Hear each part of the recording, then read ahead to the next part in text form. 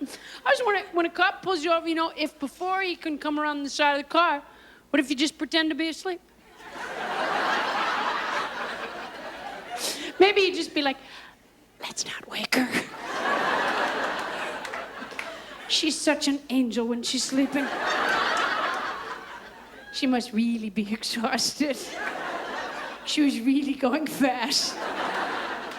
Maybe you wouldn't even start up the bike right away. I'll just push it for a minute.